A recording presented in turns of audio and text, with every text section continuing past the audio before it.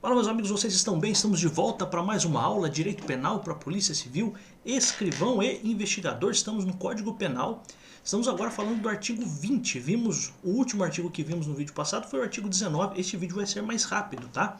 O vídeo passado ficou um pouco maior. Este vídeo vou fazer realmente mais rápido, tá? Então, olha só. Artigo 20. A gente vai entrar aqui em algumas expressões que até mesmo os estudantes de direito eles têm uma certa dificuldade, né? Então eu não sei se você que está fazendo a prova, se você é formado em direito ou não. Eu sei que você precisa ter nível superior, né?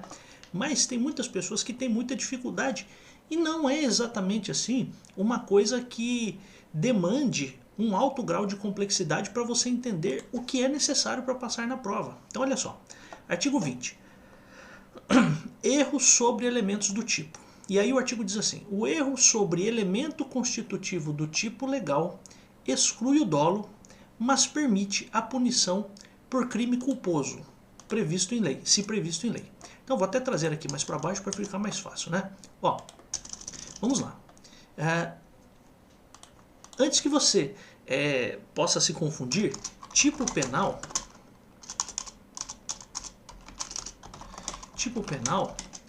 é a descrição de uma conduta criminosa, certo?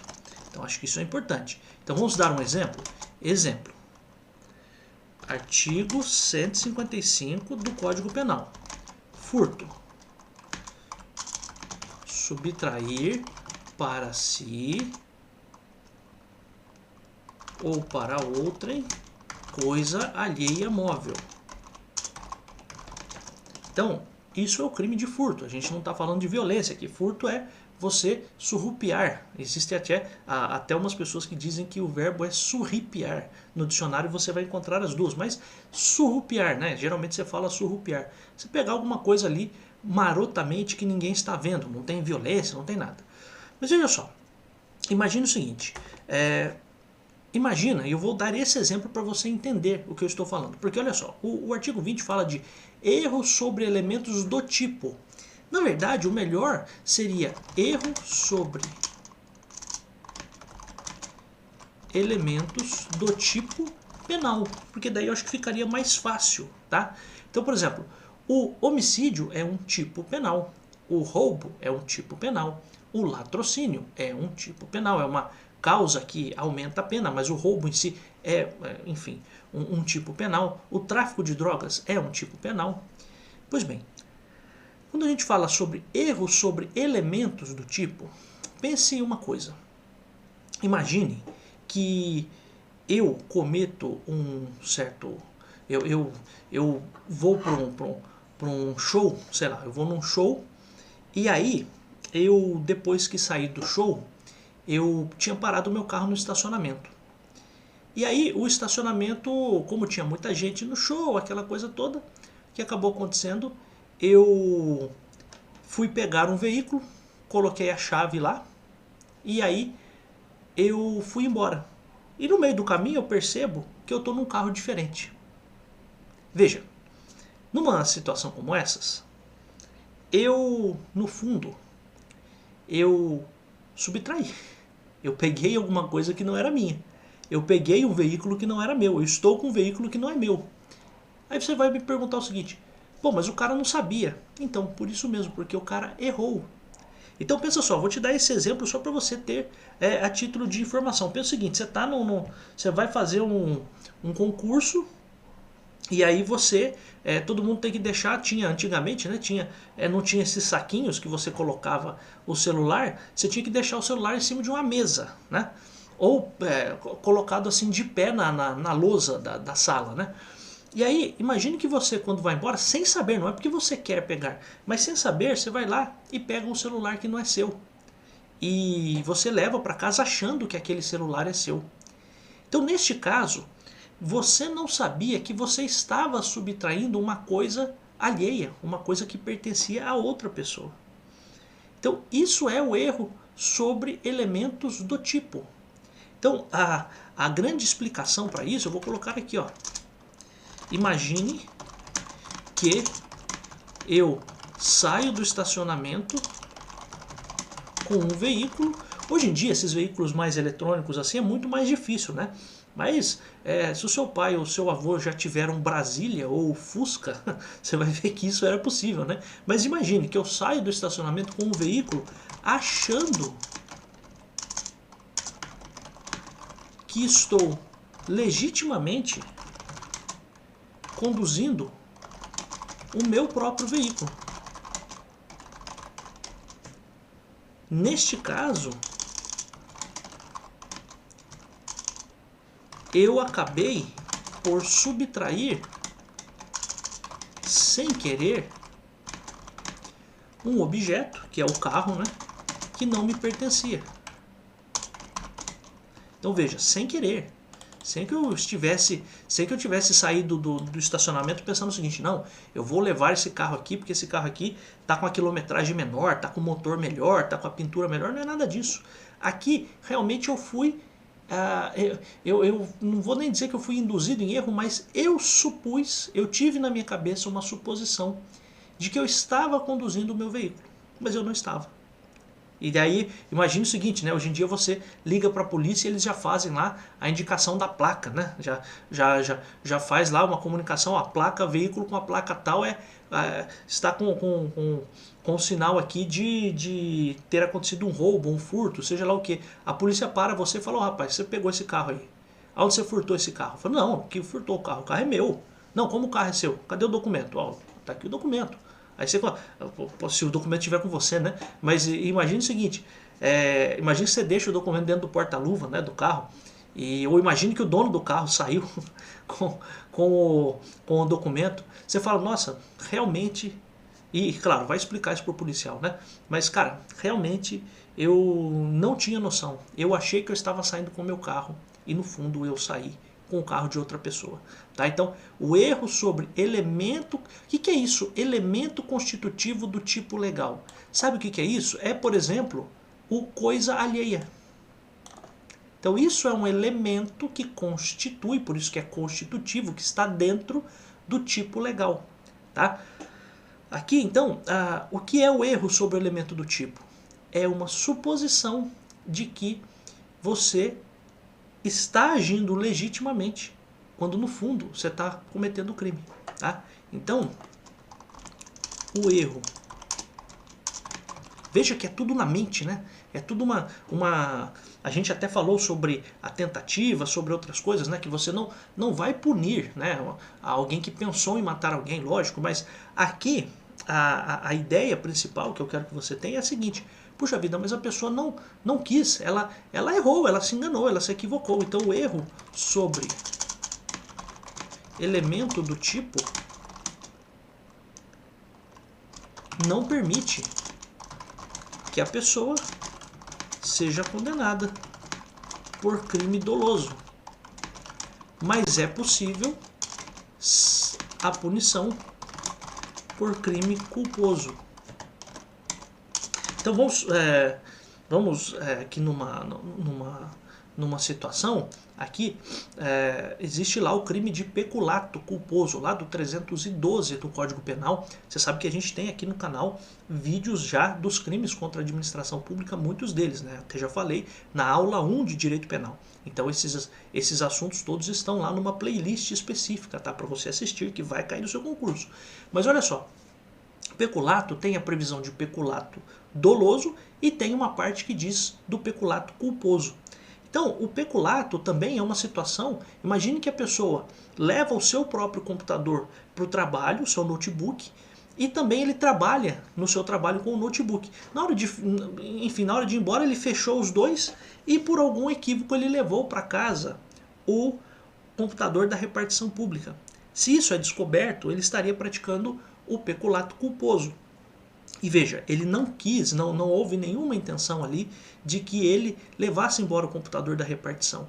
Mas ele teve ali uma conduta de erro, ele errou. Tá? Então essa é a ideia. Então, professor, o que é erro sobre o elemento do tipo? É a pessoa ter em mente que está agindo corretamente, ela não tem a mínima ideia de que ela está cometendo crime.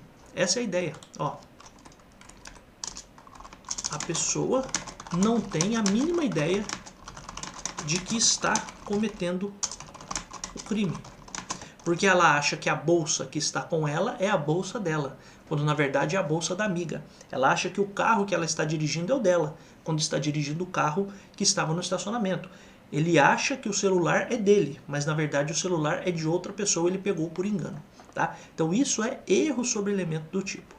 Aí a gente tem também, no parágrafo primeiro, o que a gente chama de discriminantes putativas. É isento de pena, ou seja, não vai receber pena quem, por erro plenamente justificado pelas circunstâncias, supõe situação de fato que, se existisse, tornaria a ação legítima. Não há isenção de pena quando o erro deriva de culpa e o fato é punível como crime culposo. Então, como que a gente vê isso aqui? Eu vou te dar um exemplo, né? O que teve aquela história horrível, né? Do mendigo lá que teve relações sexuais com uma moça, com uma mulher, né? O que o marido estava pensando? Então, veja, a própria mulher falou e o mendigo lá falou que de fato a relação foi consensual, eles quiseram ter a relação. Mas o marido, quando ele chegou e olhou aquela cena dentro do carro, ele, na cabeça dele, ele supôs que a mulher estava sendo estuprada. E o que ele fez? Pegou o cara e, ele era um marombeiro e tal, deu uma surra no cara. Mas veja só, a pergunta principal é a seguinte: ele vai ser punido pela agressão, por lesões corporais, seja lá o que for? A princípio não. Por quê? Porque ele agiu supondo, então ó, a expressão aqui é supõe, ó, supõe, então ele supôs, e esse é o verbo, né? Ele supôs uma situação de fato que, se existisse, tornaria a ação legítima. Então, veja só, se a mulher estivesse sendo estuprada pelo mendigo, o marido, ele iria salvar a mulher. E seria legítimo que o marido salvasse a mulher. Então, olha só, vou colocar aqui a título de exemplo, e claro, com todo o respeito à dignidade dessa moça, né, que, enfim, dizem que, enfim, tinha problemas também mentais, está internada e tudo mais, mas eu estou contando o caso para você entender, né? Então, olha só, no caso do marido que bateu no mendigo, havia a suposição de que a esposa estaria sendo estuprada, quando na verdade não estava. Quando na verdade não estava. Neste caso, o marido, supondo que estava salvando a esposa, agride o mendigo. Tá? Então é isso, ó, é isento de pena. Então, aquilo que aconteceu, então se ele bateu lá no mendigo, ele bateu porque ele estava querendo livrar a mulher dele de um suposto estuprador. Ele pensou que a mulher estava sendo estuprada, né? Mas a realidade é que ela não estava. Mas na cabeça dele, ele supôs que aquilo estava acontecendo, então isso isenta, não permite que ele seja de fato punido. Tá? Então essa é a questão. Tá? Então acho importante que você guarde essa informação, porque geralmente é isso que cai no concurso. Às vezes você pode ter uma pergunta de concurso exatamente nesse sentido. Olha, fulano de tal achou que estivesse acontecendo tal coisa e ele fez aquilo. Né? Então ele supôs aquela situação e a situação na verdade não existia. Tá? Se existisse, aquela ação seria legítima. É a mesma coisa. Por exemplo, a gente vai ver ainda na parte de legítima defesa, existe o que se chama de legítima defesa putativa. Né? É um nome estranho, né? Putativa, mas é o nome que se dá. Imagina o seguinte, que tem uma pessoa que te ameaça todo dia. E aí você encontra com essa pessoa num beco escuro, ou com um beco mais ou menos escuro, né? Com pouca iluminação, e você vê o cara com alguma coisa pontiaguda que parece ser uma arma. Aí, se você está armado, você vai lá e já dá um tiro no cara. Fala, pô, eu sei que é o cara, né? Vou lá e já dou um tiro no cara. Quando na verdade o cara estava com um guarda-chuva, por exemplo, né?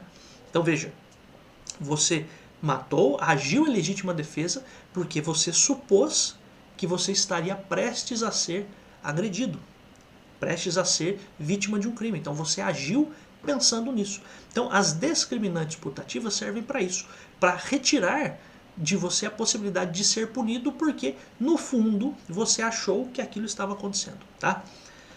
Parágrafo 2º diz que o erro responde pelo crime o terceiro que determina o erro, né?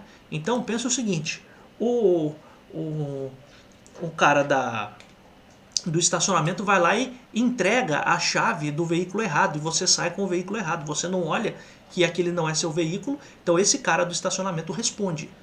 Ó, que louco, né? Mas é isso que diz a lei, não fui eu que inventei a lei. Então responde pelo crime o terceiro que determina o erro, né? Então poderia ser nessa situação. Olha só, outra situação, né? O erro quanto à pessoa contra a qual o crime é praticado não isenta de pena. Então isso aqui é uma informação importante, tá? Olha só, o erro quanto à pessoa, ó, erro quanto à pessoa, eu errei a pessoa que eu ia atingir, não isenta de pena. Por quê, né? Você pensa o seguinte, tem duas pessoas passando, você, na verdade, vamos até melhorar o exemplo. Tem uma pessoa que você acha que é aquela pessoa que você tem que matar, você vai lá e dá o tiro. Ou pensa o seguinte, né? Teve aí o atentado contra o atual presidente, né? Pensa o seguinte, você acha que é o atual presidente que está passando, você vai lá e dá um tiro no cara. Quando no fundo não era o presidente, era o segurança dele, era o filho dele, seja lá quem for. Eu errei a pessoa. Então o presidente foi morto? Não, o presidente não foi morto. Pô, mas tem uma outra pessoa que morreu. Então é lógico que você vai ser punido. Porque às vezes o maluco pode chegar até na audiência e falar assim, não, eu matei esse aqui, mas na verdade eu queria matar o presidente. Como eu não matei, eu não tenho que ter pena nenhuma. Pelo amor de Deus, né? Não existe isso. Então veja só, errou a pessoa, então você pegou a pessoa errada, não é porque você é ruim de mira, é porque, de novo, você achou que aquela pessoa seria a pessoa a ser morta, tá? Então, o erro quanto à pessoa contra a qual o crime é praticado não isenta de pena. Não se consideram, neste caso, as condições da vítima. Não se consideram as condições da vítima, senão as da pessoa contra quem o agente queria praticar o crime. Eu vou explicar isso aqui para você, vou traduzir isso aqui para você, ó, traduzindo. Se eu queria matar o presidente e quando passava uma pessoa eu dou um tiro achando que aquela pessoa é o presidente, eu serei responsabilizado pela morte dessa outra pessoa. Porém, eu vou responder como se eu tivesse matado o presidente. Olha que coisa louca. Então, olha só. Não se consideram, neste caso, as condições ou qualidades da vítima, que foi a pessoa morta por engano. Pessoa morta por engano. Mas eu vou levar em conta as da pessoa contra quem o agente queria praticar o crime. Então olha só que louco, né? Então quer dizer que o pensamento pode me punir? Pode, se você agiu contra a pessoa errada. Então veja só, o que eu quero que você tenha aqui em mente. Eu queria matar, e isso você poderia ter em outras situações, né? Então pensa o seguinte, imagina que o seu pai, você quer matar o seu pai, meu Deus, né? Mas estou dando título de exemplo, tá? Aí, quando ele entrasse na casa, você ia dar o tiro. E aí você percebe, viu lá o portão abrindo, viu o carro chegando, viu o barulho do molho de chaves, que é o mesmo, e tal. E aí abriu a porta, só que quem está lá, entrando em primeiro lugar, é a sua esposa. Ou quem está entrando em primeiro lugar é um amigo de trabalho do seu pai. E você atirou e matou o amigo de trabalho, achando que quem estaria entrando seria o seu pai. Neste caso, você vai responder por este crime. Mas vai responder como se tivesse matado o amigo do seu pai? Não. Você vai responder como se tivesse feito o crime contra a pessoa que você realmente queria atingir. Então, isso também é muito importante. Então, o erro quanto à pessoa é punido. E como que eu faço essa punição? A vítima do crime tem toda a sua importância, beleza, tudo bem, só que eu vou punir como se o criminoso tivesse matado a pessoa que ele queria matar. Tá? Então essa é a ideia. Tá? Então isso é o erro sobre a pessoa. Já o erro sobre a ilicitude do fato, estou acabando já o vídeo, tá? Erro sobre a ilicitude do fato, eu poderia traduzir para você da seguinte forma: a pessoa não sabe que aquela conduta é criminosa. Quem é do direito sabe que existe lá um artigo na Lei de Introdução às Normas do Direito Brasileiro que diz o seguinte, que ninguém pode alegar que desconhece a lei. Só que qual é o ponto aqui? O ponto aqui é o seguinte, imagine que por exemplo, vou dar aqui a título de exemplo, imagine que uma pessoa, e sempre os livros trazem exemplo de um cara, sei lá, que mora na roça, né? Então o cara mora na roça, um cara bem simples e tal, ele até sabe que existe o crime de tráfico, e ele, na cabeça dele, ele acha que cometer o crime de tráfico é só vender a droga para outras pessoas. Aí por algum motivo a polícia entra na casa dele e tem lá um monte de drogas, etc e tal. E ele estava guardando isso para alguém que pediu para ele guardar. Veja, nesse caso, isso, claro, precisa ficar muito bem provado. Não é dar uma de João sem braço, né? Você vai trabalhar na polícia, você vai ver que tem muito João sem braço, né? Muito cara sem nenhum tipo de argumento, né? Então, estou falando assim numa situação e isso vai ser visto caso a caso, tá? Então, o erro, o desconhecimento da lei é inexcusável. Só que o erro sobre a ilicitude do fato, se inevitável, isenta de pena. Então olha só, eu não sabia que aquilo era criminoso. Eu não sabia que guardar a droga também era tráfico. Eu achei que fosse qualquer outra coisa. Então o erro sobre a ilicitude do fato, se for inevitável, isenta a pena. Tem algumas outras situações que pode ser evitável e aí a pena pode ser diminuída de 1/6 a 1/3, mas vou aqui enfatizar com você porque geralmente no concurso, até para fins de uma carreira que não é uma carreira estritamente jurídica, mas que permite outras pessoas que não são do direito participarem, eu preciso explicar isso para você. Então o erro sobre a ilicitude do fato, se isso for inevitável, isenta a pessoa de pena. Tá? Então essa é a ideia. Então pensa lá o seu Zé que mora na roça e que pediram para ele guardar drogas lá. Ele até sabia que aquilo era droga, mas ele não imaginou que guardar as drogas também seria tráfico, por exemplo, tá? É um exemplo esdrúxulo, mas eu sei que fica mais fácil para você entender o que eu estou falando dessa forma. Então, se eu não sabia que aquele fato era ilícito, que aquela minha conduta era criminosa, aí eu não tenho pena. Se isso for uma situação assim inevitável, uma situação assim muito clara, muito evidente que aquilo poderia não ser crime. Isso vai se verificar em caso a caso, tá? Aí o artigo 22, só pra gente terminar esse vídeo aqui, fala de coação. Coação é um constrangimento, né? Então, um constrangimento irresistível e obediência hierárquica. Pensa o seguinte, se o fato é cometido sob coação irresistível ou em estrita obediência hierárquica à ordem, não manifestamente ilegal de superior hierárquico, só é punível o autor da coação ou da ordem. Então pensa o seguinte, pensa que você tem um pai que é muito rígido, e o seu pai olhou para você, você já tem medo. E aí o seu pai diz o seguinte, olha, tem fulano de tal que está me devendo, eu quero que você vá lá na casa dele e deu uma surra nele. Pai, mas eu não posso fazer isso, não tem como fazer isso, tal. E o seu pai olha para você e você tem ali um medo absurdo do seu pai. E aí o que você faz? Para não ficar mal com o seu pai, você vai lá e comete o crime. que a lei diz? Só é punível o autor da coação ou da ordem. Olha que louco.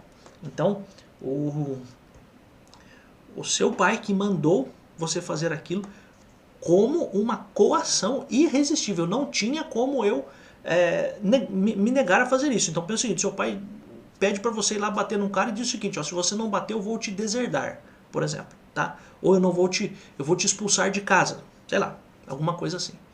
Neste caso, a pessoa que está indo lá bater, no caso você só está fazendo aquilo porque você está movido de um medo muito grande do seu pai. Então neste caso, a própria lei diz o seguinte, quem vai ser punido vai ser o autor da coação, do constrangimento. E a mesma coisa acontece com relação à ordem. Então imagine o seguinte, que você está obedecendo a uma ordem de alguém. E esta ordem, aparentemente, não é ilegal. Porque veja só, a gente até vai ver, por exemplo, já viu, né? Já existem vídeos de crimes lá contra a administração pública, tem o crime de desobediência. Você desobedece a uma ordem legal. Mas se a ordem for ilegal, você não é obrigado a acatar aquela ordem, a atender aquela ordem, né? Então você também, imagine o seguinte, que o seu chefe diz para você, o seu chefe, você trabalha numa loja, sei lá, né? E o seu chefe diz para você o seguinte, ó, escuta aqui, eu tenho uma caixa aqui, e eu quero que você leve essa caixa. Imagina você trabalha numa loja de sapato, né?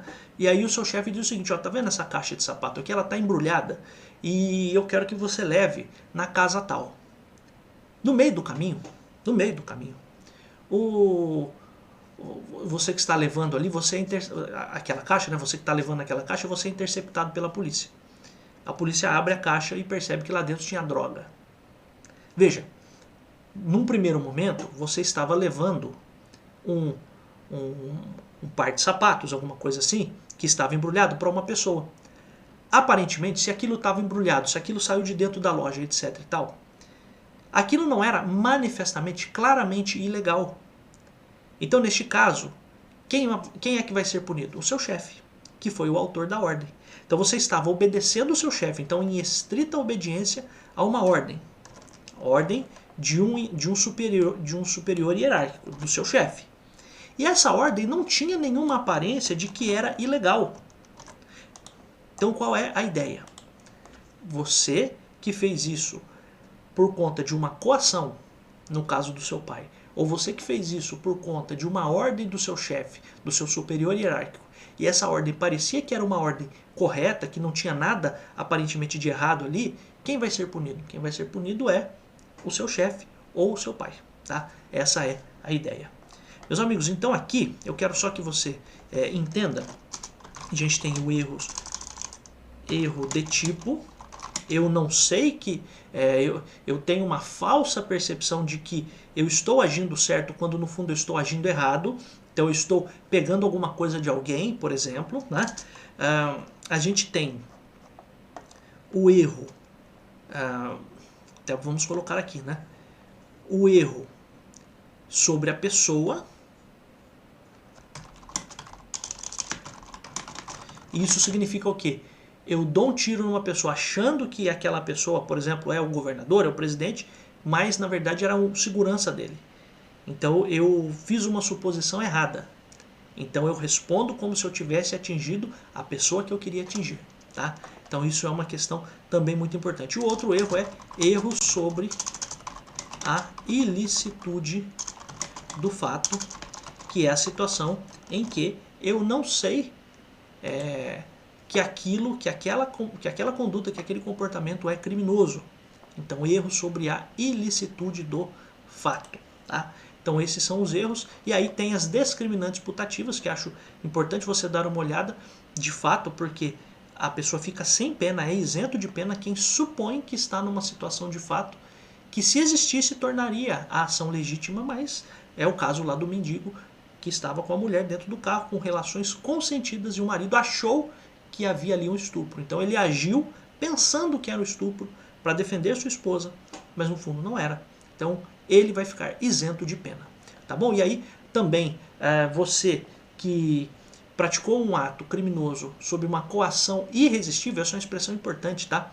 Que é uma coação muito forte. Tá? É um tipo de constrangimento muito com uma carga muito alta, né? Ou você faz isso obedecendo a uma ordem que é legal ou aparentemente legal, que não tinha nada que você pudesse desconfiar ali, neste caso também você não responde. Quem responde é quem fez a coação, o autor da coação ou o autor da ordem para você fazer alguma coisa. Tá bom, meus amigos? Eu vou parando por aqui. No próximo vídeo a gente encerra aqui com exclusão de ilicitude, né? Tem gente que diz que ia criar lei para exclusão de ilicitude, só que o código é de 1941, já existem as excludentes de ilicitude faz tempo, hein? Então tem gente maluca aí que diz umas coisas que não tem nem sentido, né? Então veja só, você, se quiser, pode ter acesso às minhas anotações aqui. O link para isso está aqui embaixo para você entrar lá no Base Jurídica, tá bom? E se você entrar pelo plano anual, você vai ter também acesso à super revisão que nós vamos fazer antes da prova. Eu quero dizer para você que eu estou compromissado em fazer aqui todos os conteúdos para te ajudar. Como diz a música lá do Paralamas do Sucesso, numa noite longa, para uma vida curta, mas já não me importa, basta poder te ajudar. Tá? E é isso que eu quero fazer. Eu fico muito feliz, eu gosto muito de fazer o que eu faço, eu gosto muito de dar aulas, eu gosto muito de gravar os vídeos aqui, senão eu não faria com esta regularidade que eu faço. Já ajudei muitas pessoas em tantos concursos aí, quando eu dava aula em cursos presenciais. Também já fiz esse projeto de dar as aulas todas para o concurso de escrevente.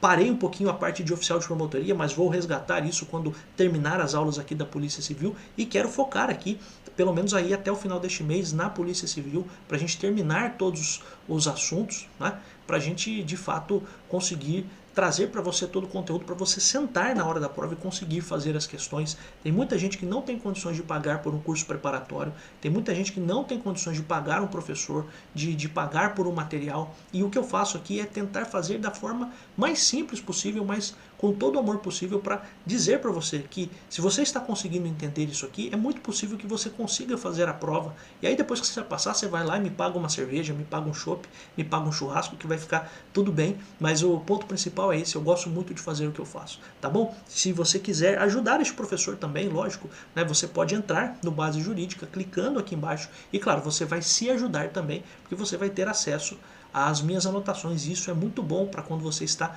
fazendo uma revisão, isso é muito interessante para a hora da sua prova, tá bom? Eu volto em tantos outros vídeos, como eu disse, eu adoro estar aqui.